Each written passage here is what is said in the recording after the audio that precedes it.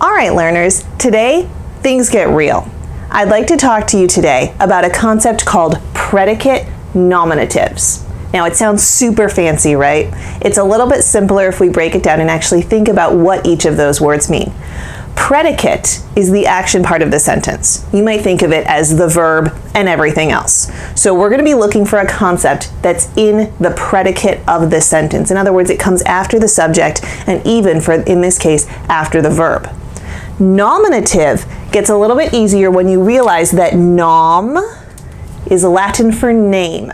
We might think of it as noun. So we're going to be looking for a noun in the predicate of the sentence. A predicate nominative comes after the verb, but renames the subject. It's a little easier if I show you an example. Check this out. Here I have the sentence, Amanda is a teacher. In this sentence, my subject is Amanda, my verb is. Now, teacher, that's a noun. But if you think about it, teacher renames Amanda.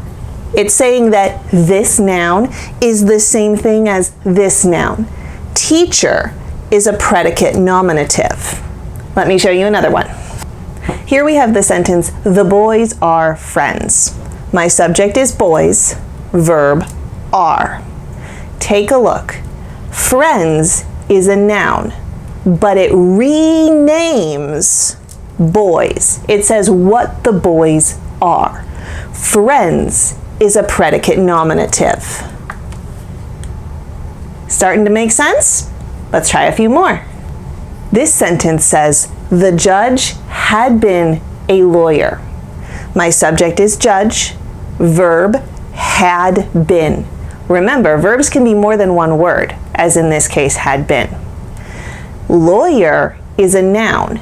It comes after the verb, but it renames judge. It says what the judge was.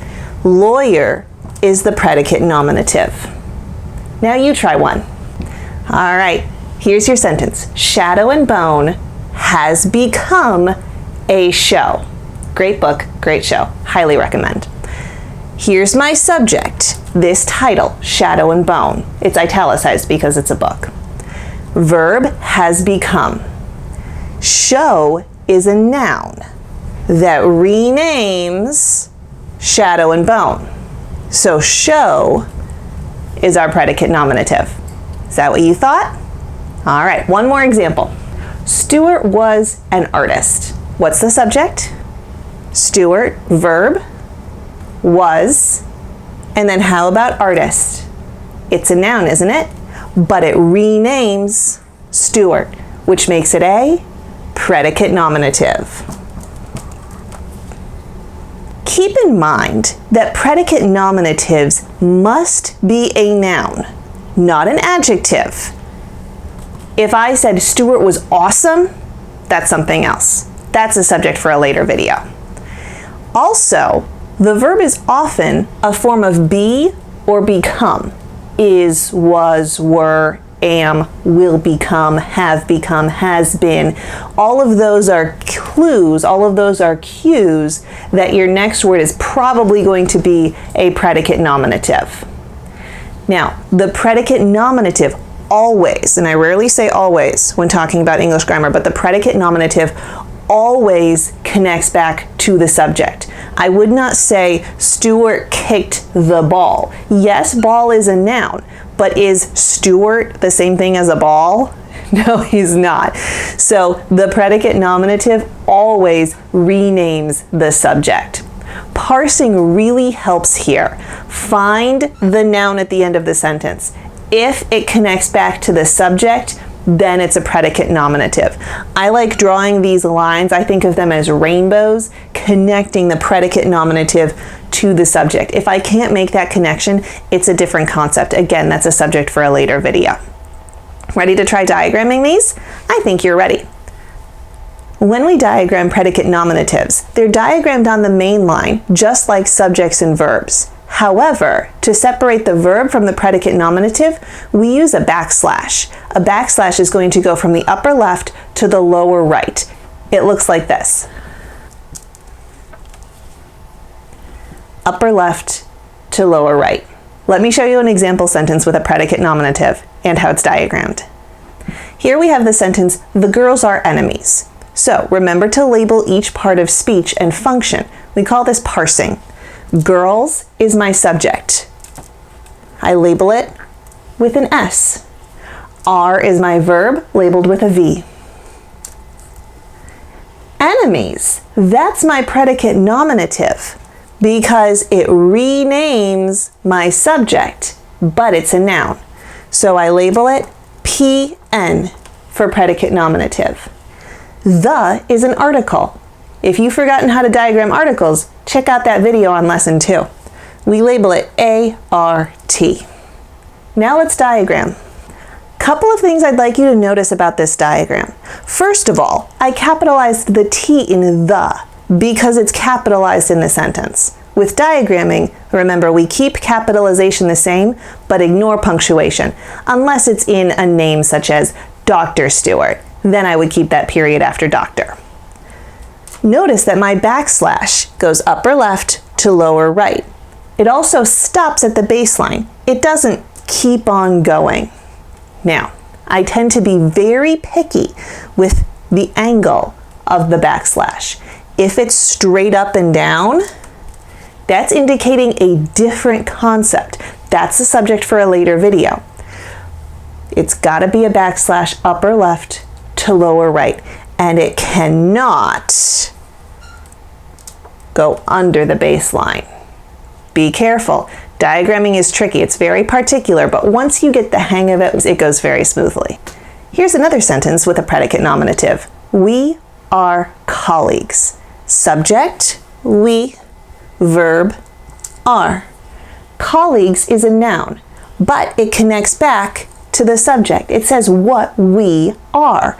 Colleagues is a predicate nominative. Now let's look at that same sentence diagrammed. Here it is. Capital W in we, are is the verb, backslash, colleagues. Let's try one more together. My sentence, Jimothy will become a doctor. My subject is Jimothy. Remember, verbs can have more than one word. Here my verb is will become, 2 words. My predicate nominative is the noun that renames, that connects back to the subject. That word is doctor.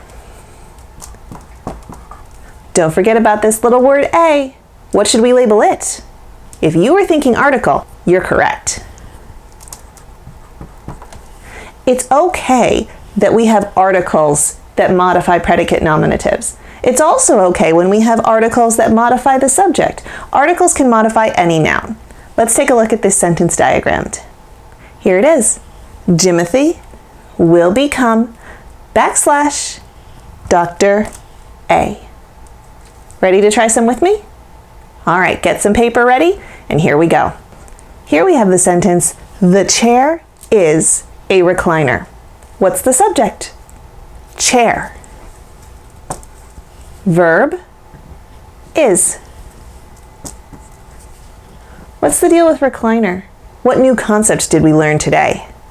Recliner is a predicate nominative. PN. Now how about the and a? Those are articles, so we label both of them ART. Go ahead and try diagramming it. When you're done, hit play and check your answers with mine.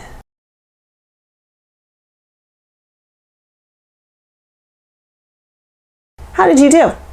A common mistake that I see about this time is I start seeing people put the in the subject spot because we're so used to that first word being the subject.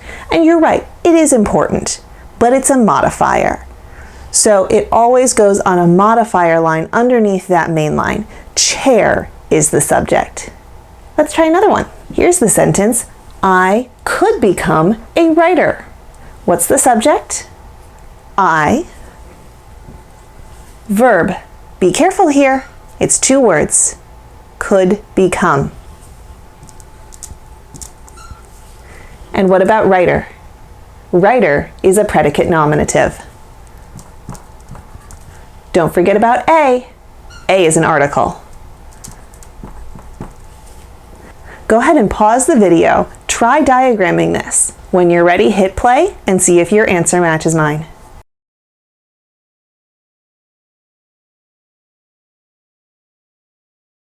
How did you do? I could become writer A. All right, let's try one more together. All right, here's the sentence. The car is a Subaru. What's the subject? Car, verb, is. Very good. Go ahead and label those. And what about Subaru? Subaru is a predicate nominative. It's a noun that renames car. How about the and a? Both of those are articles. Go ahead and try diagramming. See how you do.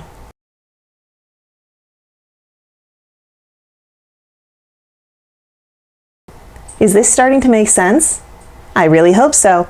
You're going to try the next 3 on your own. So go ahead and get a piece of paper if you don't already have one. I'll put 3 sentences on the board. I'll walk you through them, and then you'll pause the video and check your answers when you're done. All right, here are the 3 sentences you're going to work with. Florida is a peninsula. Washington, D.C. is the capital. And the man might be a spy. Go ahead and pause the video.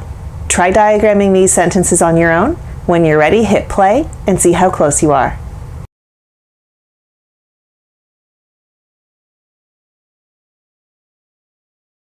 Here you have it. Florida is a peninsula. Washington, D.C. Notice all of that is on the subject line because neither Washington nor D.C. are modifiers. All right, also note that we do still keep the periods for D.C. because it's an abbreviation. All right, so just a little side note on that. Washington, D.C. is the capital, and the man might be a spy. How'd you do? Starting to make sense? Excellent. Let's talk about some connections to your real-world writing. Like articles, predicate nominatives don't have a whole lot of meaning by themselves. However, this is really the start of your thinking about the relationship between words within a sentence. This concept is asking you to pair a noun at the end of the sentence with a noun at the beginning of the sentence and show they're the same thing. So start thinking about that. Is the noun at the end of a sentence renaming the subject, or is it something completely different? Also, it's fun to impress your friends, teachers, and relatives by saying, I know what a predicate nominative is. I hope you enjoyed today's lesson. Happy writing!